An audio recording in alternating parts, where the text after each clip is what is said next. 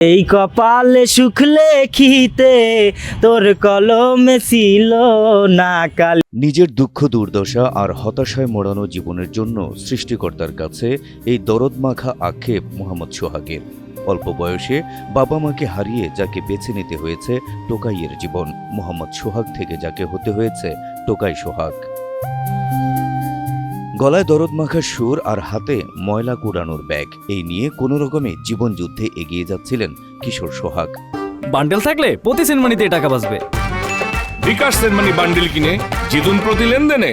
স্থানীয় এক সাংবাদিক তাকে নিয়ে প্রতিবেদন প্রকাশ করার পর বেশ নামডাক হয়েছিল তার। কয়েক বছরে স্থানীয় বিভিন্ন অনুষ্ঠানে গান গেয়ে ভাইরালও হয়েছিল সোহাগ।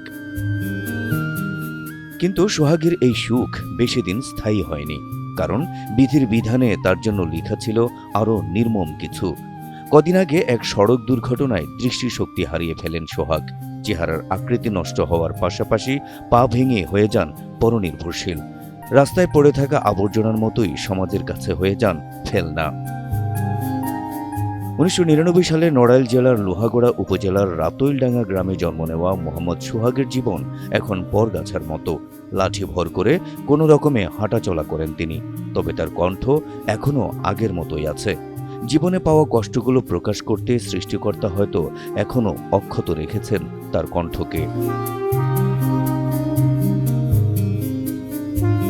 আমার আপন বলতে কেউ নাই, যারা আছে আত্মীয় স্বজন তারা থাইকেও কোনোদিন আমারে কেউ দেখে নাই, তাই মনের কষ্টে আমি কারোর পরিচয় দিই নাই। আমার সৎ মাও আছে, সৎ ভাই বোন আছে, সবাই আমার অ্যাক্সিডেন্টের পরে আমার পাশে ছিল, কিন্তু আমার তো চোখ দুটো নাই। কে কি করিছে, কোন দর্শকরা আমার সবাই সাহায্য দিচ্ছে, আমি কানেও শুনেছি, কিন্তু আমি তো চোখ দিয়ে কিছু দেখতে পাই নাই। দর্শক আমার ভিতরের থেকে বলে সেরকম গানই আমি গাইতে পারি, তবে আমার এই মুখটা ভেঙে যাওয়ার কারণে, এই মুখের চামড়াগুলো কেটে যাওয়ার কারণে আমার একটু কষ্ট হয় গানটা গাইতে। আমার মুখের এই সব হাড়গুলো ভাঙা চূড়ায়, কপালের সাইডেরও হাড়গুলো, চোখের সাইডের হাড়গুলো ভাঙা।